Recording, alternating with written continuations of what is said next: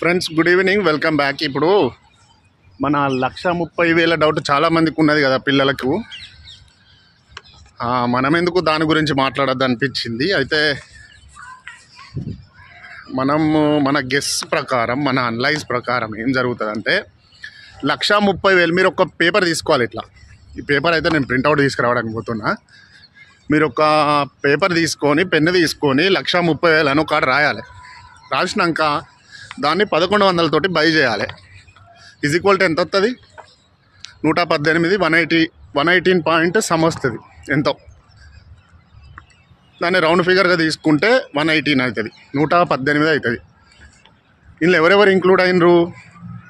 Commandant దగ్గర నుంచి కింది మొత్తం అందరి దాకా దీనిలో అందరూ మొత్తం స్ట్రెంగ్త్, హోల్ స్ట్రెంగ్త్ దీనిలో ఇంక్లూడ్ అయింది.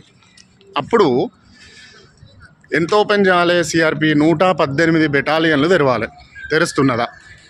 దీన్ని బట్టి మీరే చూసుకోవాలి తమ్మి. మరి ఇది ఫేకా నిజమా అనేది దాన్ని మీరు చూసుకోవాలి. అది నిజమా అబద్ధమా, మరి ఏం మాట్లాడుతున్నారు, ఆ న్యూస్ ఎక్కడి నుంచి రిలీజ్ అయింది అనేది. ఇది అంటే మన అనలైజ్ ప్రకారం అయితే అందరిని ఇంక్లూడ్ చేసుకున్నా కానీ 118 బెటాలియన్లు మాత్రమే 118 బెటాలియన్లు అవుతాయి. ఆ 118 అంటే మరి బాగా ఎక్కువ. మరి వాళ్ళు 118 బెటాలియన్ ఒకసారి తీయరా? ఇక దాని గురించి మీరే చూసుకోవాలి. ఓకే, ఇది మనకు తెలిసింది కదా. నాకు తెలిసి అయితే కాకపోవచ్చు, కాదు. ఓకేనా? రైట్.